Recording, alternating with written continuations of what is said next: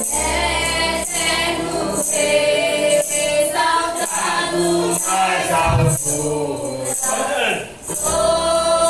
glorioso nos céus. Deus de viesse a terra que criasse, por amor, somos filhos, adorar-te, vim para prostrar-me, vim para dizer-te, és meu Deus, és totalmente amável, totalmente digno, tão maravilhoso para mim. Eu nunca saberei o preço dos meus pecados lá. Eu nunca saberei o preço dos meus pecados lá na cruz. Vim para adorar-te, vim para prostrar-te, vim para dizer que és meu. Tá bonito! És totalmente amável, totalmente digno, tão maravilhoso para mim. És totalmente amável, totalmente digno. Tá bonito! Eu sou mais assim, cantando bem animado. Aleluia! Se ao teu lado estou, seguro em tuas mãos, nada temerei. Tá bonito, batendo palmas, é isso mesmo.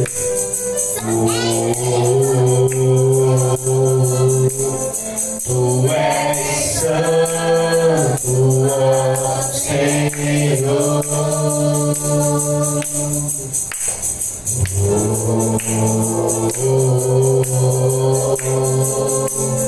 Tu és digno de louvor.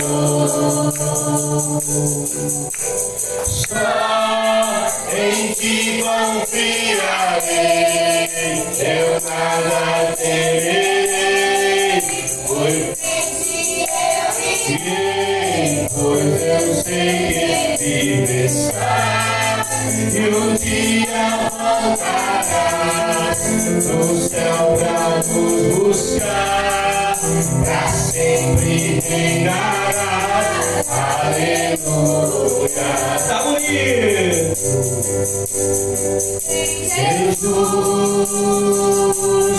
Em Jesus, Maranata, ora vem Senhor Jesus.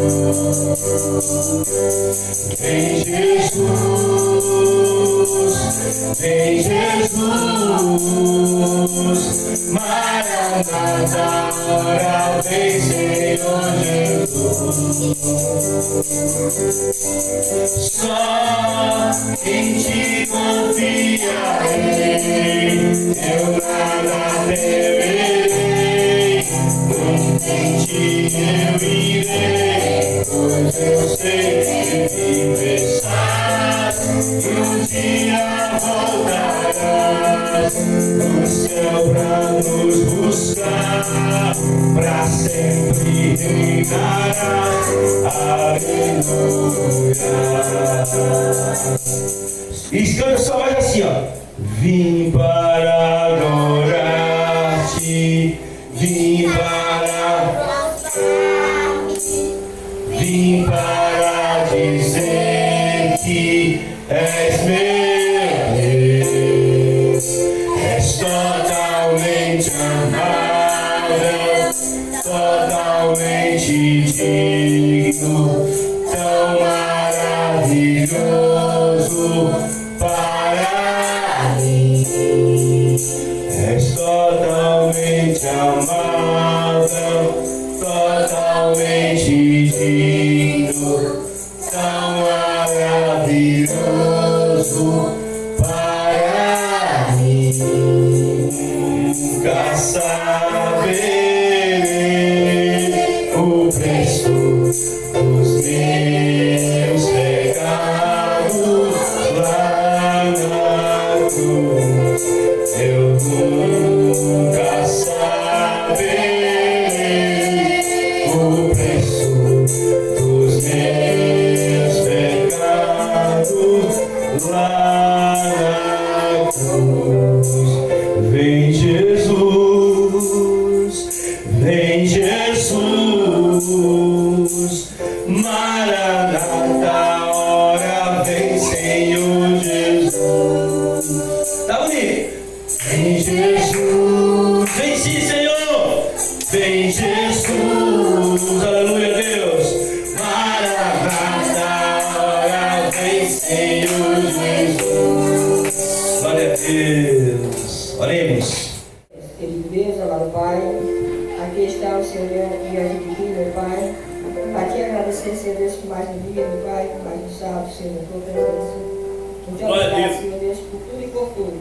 Amém. Te abençoa, Senhor Deus, dá uma outra programação, Senhor Deus, que o nosso louvor, Senhor Deus, e a tua palavra seja dada somente aqui. Glória a Deus. Abençoa, Senhor Deus, na segunda hora, nesse momento, que o Senhor venha nos inspirar com o poder do Espírito Santo, para tudo que seja falado aqui neste dia, seja para a honra e glória do Senhor, que nós possamos, Senhor Deus, deixar permanecer nas nossas mentes, nos nossos corações, e que nós possamos, Senhor Deus, passar para as outras pessoas aí fora. Amém. É isso que pedimos, Senhor Deus, e já te agradecemos, em nome do Pai, do Filho e do Espírito Santo. Amém. Vem Jesus, vem Jesus, Maranata, hora vem Senhor Jesus. Vem Jesus, vem Jesus, Maranata, hora vem Senhor Jesus. Amém. Já me foi terremoto, vento forte que passou. Já vivi tantos perigos, mas sua voz me acalmou. Tu das ordens às estrelas.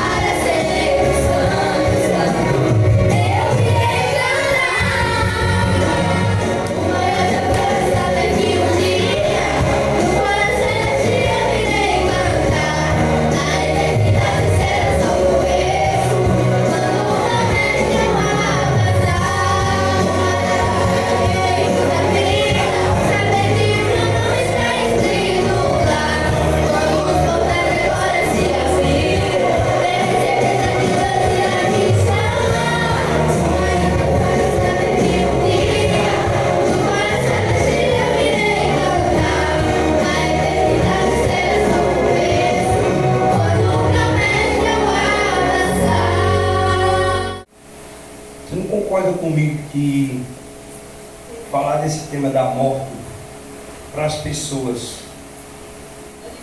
não é difícil? As pessoas gostam de ouvir falar sobre esse tema, principalmente no contexto evangélico, né, atual. É comum alguém dizer assim: hoje vamos fazer um sermão, uma pregação, vamos falar da morte. As pessoas gostam de ouvir esse tipo de assunto? Não, com certeza não. É difícil, para muitos. Por mais que a gente conheça a verdade, mas para nós seres humanos é difícil. Quando a gente diz assim, estou preparada para a morte. Mas quando a morte vem, a gente tem medo da morte, com certeza. Porque por mais que a gente se prepare, mas a morte, quando a morte vem, aí nego, e a gente agora eu vou. Meu pai era uma pessoa que dizia que não tinha medo de morrer, né? Mas na hora que ele viu que o negócio complicou mesmo, ele ficou nervoso. Ficou tão nervoso que ele já era diabético, né? E aí a diabetes foi lá para os ares. A gente nunca está preparado para a morte. A gente devemos nos preparar para subir, né, para o céu, mas para a morte, quando a morte chega, que bate na nossa porta, e aí o nervoso bate. Não. Eu não gosto de falar sobre a morte. Eu falo que eu vou morrer, o povo fica todo... Eu falo das formas que tem de morrer e o povo fica todo coitado. Lá em casa eu falo. Porque quando eu falo sobre as formas que eu posso morrer, todo mundo fica meio coisado. Assim. Tipo, tá bom, não fala disso não, pai. Fala isso não, pai. Não acontece, vai acontecer não isso. É interessante porque as igrejas hoje, como eu estava falando há pouco tempo, elas pregam muito sobre a questão de cura, de bênção. Deus vai lhe curar. Deus, quando as pessoas estão num estágio assim de próximo da morte, as pessoas não falam, por exemplo, que naquela morte, mesmo com aquela morte, a gente pode ter a certeza de Deus e salvação. As pessoas às vezes até vendem uma pregação falsa, uma promessa falsa, de que a pessoa não vai morrer, né? Então as pessoas querem ouvir sobre curas, sobre milagres, mas pensar num tema desse, muitas vezes é tratado na sociedade e ainda dentro do meio cristão como um tabu. Não, talvez a gente não pode fazer a oração do apóstolo Paulo, né? Quando diz assim que para mim o viver é Cristo e o morrer é ganho. Para muitas pessoas morrer não é ganho coisa nenhuma. É perda muito grande, não é isso? A morte é um processo natural da vida.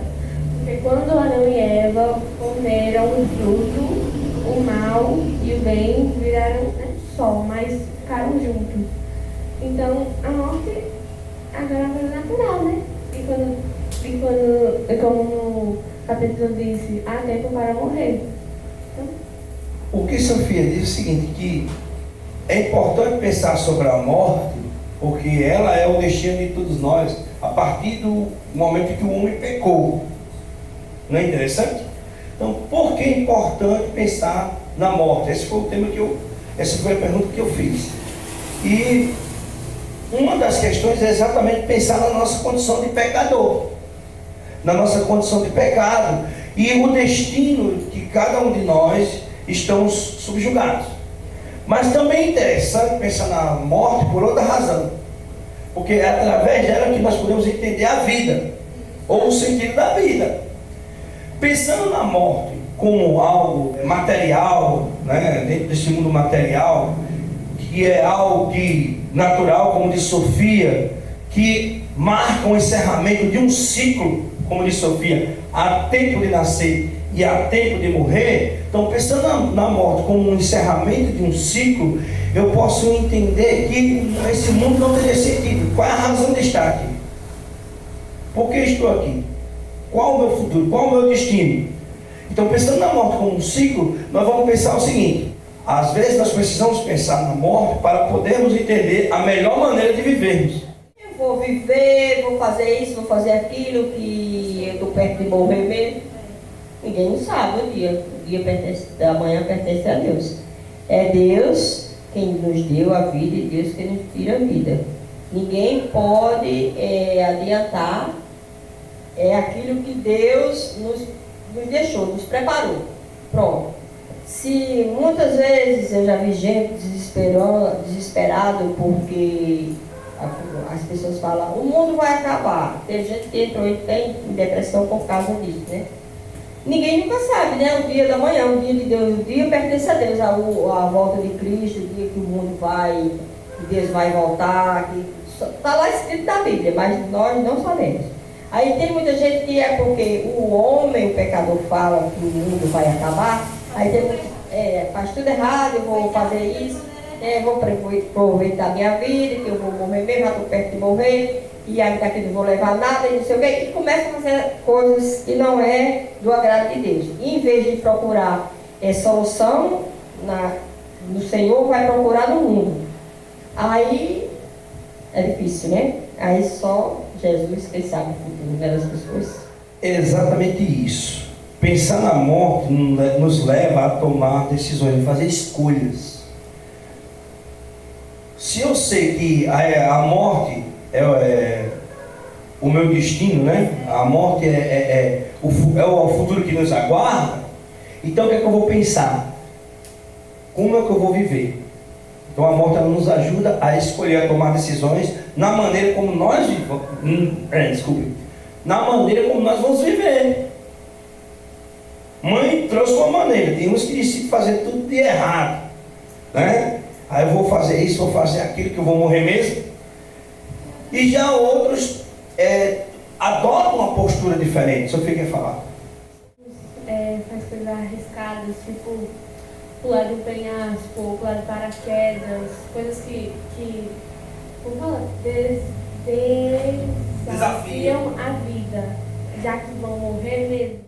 Eu falo no sentido de que as pessoas entram em depressão, aí como você falou, é porque eu não soube expressar. Como você falou, assim, que muitas vezes as pessoas tiram sua própria vida por causa de coisas que não levam a nada. Tipo assim, eu vou morrer mesmo, então eu vou pular do paraquedas, como você falou, outros vai para baixo de uma ponta, outro morre enforcado. Então não foi Deus que... Mas quando a pessoa tipo sua avó, quer dizer, sua avó, ela tem 104 anos, né? Foi Deus sabe o tempo certo de levar ela. Ela não morreu de acidente, ela não se suicidou.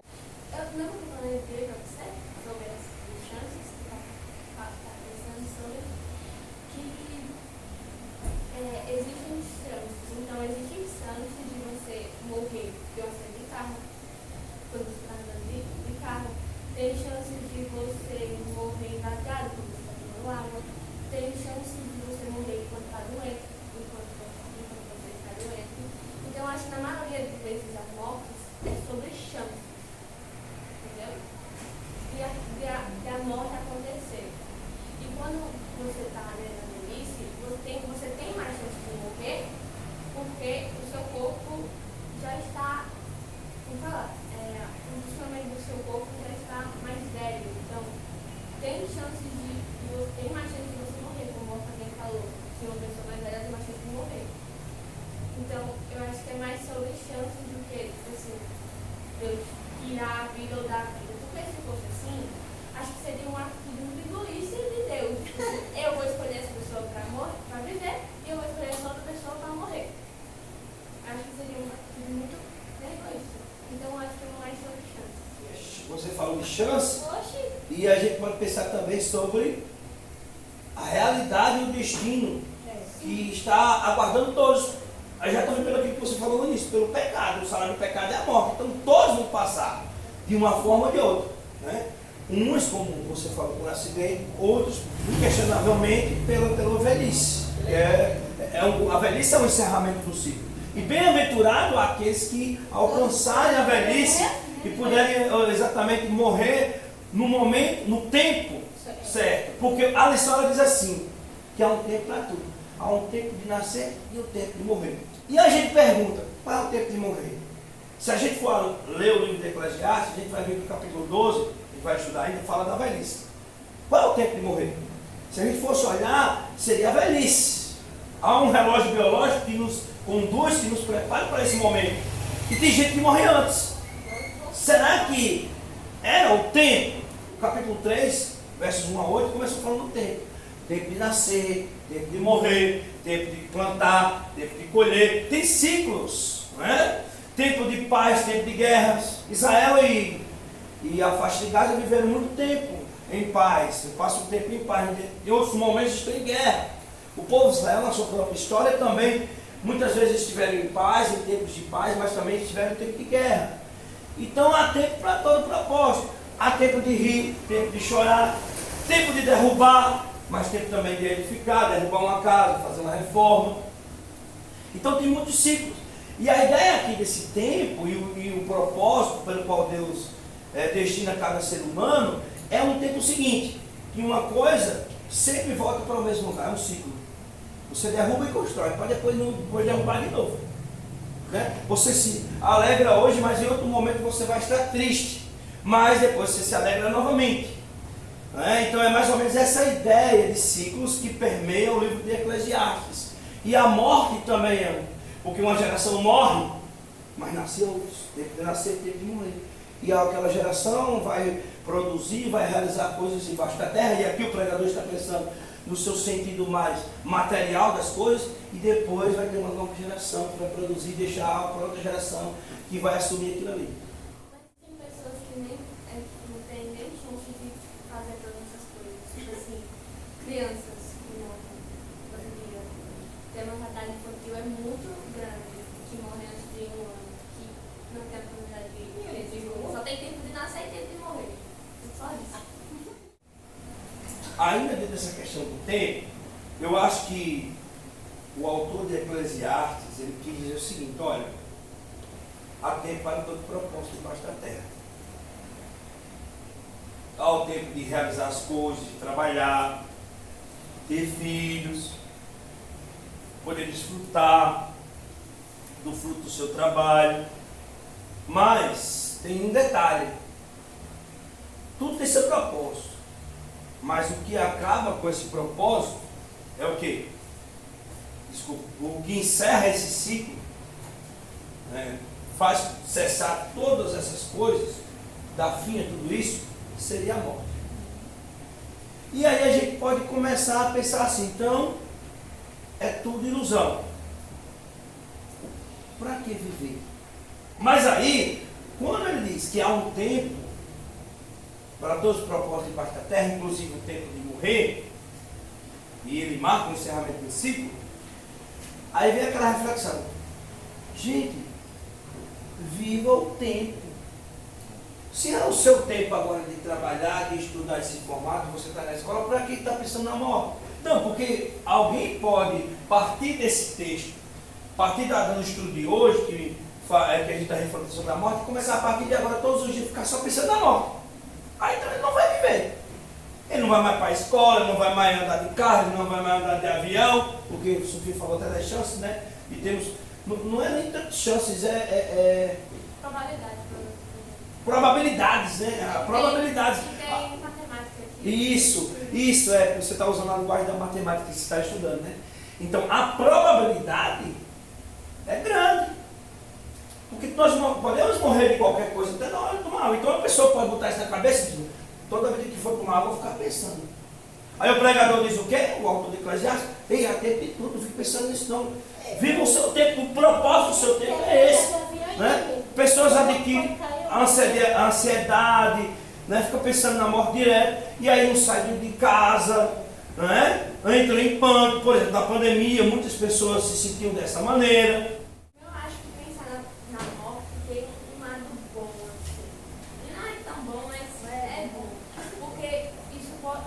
Pode aumentar a ansiedade, mas também pode diminuir.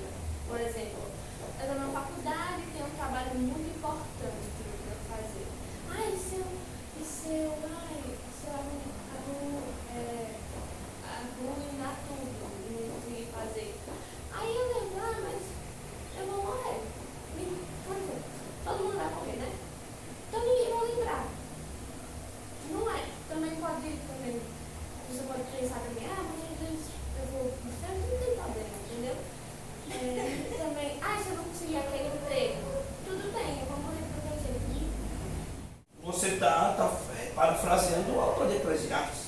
Que ele está exatamente dizendo isso, que eu falei só no primeiro ponto, né? Qual foi o primeiro ponto que eu mencionei aqui? E até agora nós só estamos discutindo isso. Nós estamos discutindo o seguinte, que se todos nós vamos morrer, então pensar nisso faz com que também eu pense como eu vou escolher viver. E que tudo aqui é vaidade, passageiro, se desfaz na velocidade do vento como um vapor, é uma ilusão, é fútil. Então, eu não posso colocar isso, a lição vem tocando nos pontos, eu não posso colocar isso acima de tudo na minha vida, porque na hora que eu colocar acima de tudo, qualquer coisa, seja trabalho, seja riquezas, seja conhecimento, seja uma formação, seja um sonho que você tem, que você não conseguir se realizar, na hora que você colocar isso acima de tudo, na hora que não der certo, você vai se frustrar. E na hora que você pensa, espera aí, esse mundo aqui é muito passageiro, porque esses ciclos todos se encerram com a morte. Então tudo vai passar. Nesse sentido eu concordo com você. Então, o que é que vai acontecer? O que adianta viver uma vida só em função desse mundo? Vai ser uma vida de frustração, uma vida de desgosto, e vai ser uma vida de quê? Podemos dizer assim, de ilusão. E aí o pregador nos convida a dizer o seguinte, eu quero que vocês abram, por favor, Eclesiastes capítulo 3 aí, para a gente ver uma coisa. Verso 11 e o 14. Tudo fez Deus, formoso no céu, formoso no seu devido tempo. Também pôs a eternidade no coração do homem. Pôs a eternidade no coração do homem. Aí vai ficar todo, né? É. Sei que tudo quanto Deus fez durará eternamente. Nada se pode acrescentar. Que Deus pôs a eternidade no coração do homem, que esse é o ponto-chave. Porque apesar do livro de Eclesiastes ser tido muitas vezes como um livro que adota uma perspectiva humanista ou até mesmo ateia, assim, no primeiro momento, as pessoas dizem, esse livro é muito pessimista, ele é muito deprê. Mas é exatamente para mostrar que essa é a situação do homem, da pessoa que vive sem Deus, que só pensa nesse mundo e o coração dele está apenas nas coisas desse mundo, das coisas que estão debaixo do sol. Ele diz, olha, as coisas que estão debaixo do sol, elas têm fim, ela desce com o homem quando ele desce a sepultura, portanto é ilusão viver em função das coisas desse mundo. Por isso que ele faz uma oposição, Deus, entre as coisas desse mundo, as coisas que estão debaixo do sol e as que Deus faz, porque as que Deus faz duram eternamente. Então eu tenho que viver em função das coisas que Deus faz ou das coisas que estão nesse mundo, das coisas que o mundo pode desfrutar debaixo do sol. Ele não condena que a gente não pode desfrutar das coisas debaixo do sol. Ele diz que a gente tem que desfrutar do fruto do nosso trabalho, se alegrar em tudo, como diz o pregador, que ele pudesse se alegrar, ele pode fazer viagens, ele pode viajar, conhecer novos lugares, novos restaurantes, ele pode procurar sempre uma maneira de estar alegre com aquilo, ser feliz com aquilo, mas não pode colocar aquilo acima de tudo. Por isso que diz assim, Deus pôs a eternidade no coração do homem. Então, se é a eternidade, se o desejo do homem é o desejo de eternidade, de viver com Deus, de viver em função das coisas de Deus, como disse Josinha aqui, já encontrou há pouco tempo, e Stephanie, o céu é o meu maior troféu. Se o nosso troféu, se a nossa vida não estiver baseada aqui nas coisas debaixo do sol, mas estiver baseada nas coisas eternas de Deus, nosso troféu for o céu, então terá sim sentido de viver na vida. A lição diz assim, a exortação é que as aflições e alegrias desse mundo não devem roubar do coração do homem o seu anseio pela eternidade. Isso aqui, na medida que ele rouba do coração do homem, você da eternidade, ele não tem mais desejo de viver eternamente, ele não quer saber de Deus, de espiritualidade, ele só quer saber desse mundo, só vive em função dele, ele vai se frustrar e vai se decepcionar, como disse Sofia. Na hora que der errado algo na vida dele, por exemplo, ele não conseguiu se formar, ele não conseguiu, sei lá, o emprego que ele queria, ou realizar o sonho que ele queria, ele vai se tornar uma pessoa decepcionada. Até porque isso acaba com a morte, tudo que ele adquiriu. Ele vai deixar para outras pessoas, como diz o próprio livro de Eclesiastes. Os sinais da sua vida, mas se mostram cada vez vencendo, vem Jesus. Glória, glória, aleluia. Glória, glória, aleluia. Glória, glória, aleluia. Vencendo, vem Jesus. O clarim que chama os crentes, a batalha já soou. Cristo à frente do seu povo, multidão já conquistou. O inimigo em retirada, seu furor atendeu, vencendo, vem Jesus. Glória, glória, aleluia. Glória, glória, aleluia. Glória, glória, aleluia. Vencendo, vem Jesus. E por fim entronizado, as nações há de julgar, todos grandes e pequenos, o juiz encarará, e os feridos triunfantes, lá no céu irá cantar. Venceu o Rei Jesus, ele venceu. Glória, glória, aleluia. Glória, glória, aleluia. Glória, glória, aleluia. Venceu o Rei Jesus. Obrigado, Deus, por mais uma oportunidade que o Senhor nos concede de estarmos aqui, Senhor, louvando, te adorando, engrandecendo o teu santo nome e meditando a tua palavra. Amém. Que o estudo de hoje, os ensinamentos daqui que nós aprendemos hoje, possa realmente serem ensinamentos que venham realmente nos direcionar, nos dar a direção de como realmente nós devemos viver nessa terra, desfrutando sempre dos melhores bens, das melhores coisas que nós podemos realizar com o nosso trabalho, ou seja, dos melhores bens de nossas realizações, mas também, ó Pai, que nós possamos entender que essas coisas não podem roubar o lugar da eternidade do nosso coração, e que a eternidade, que o nosso maior troféu todos os dias seja o céu, seja o Senhor Jesus, que é o nosso caminho, a nossa ressurreição e a nossa vida. Pois nós sabemos que se às vezes a morte é aquilo que nos causa dor e tristeza, e que é uma consequência do pecado, nós sabemos que o dom gratuito de Jesus é a vida eterna.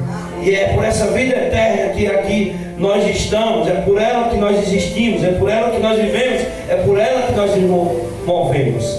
Então, Senhor Deus, nos movimenta, nos move a cada dia em direção às coisas eternas do teu reino. É isso que nós oramos, Senhor, em nome de Jesus.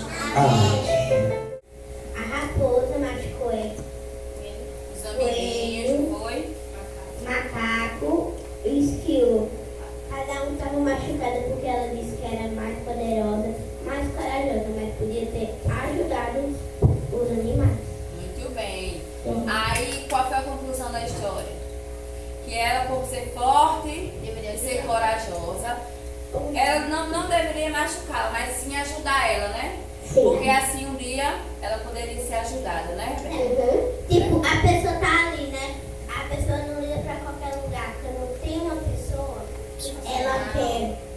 Aí, quando tem uma pessoa machucada altas vezes, tipo, ajuda. E quando for um dia, é porque ajuda ela também, se precisar. Muito Muito bem, Rebeca. Parabéns, viu? Palmas!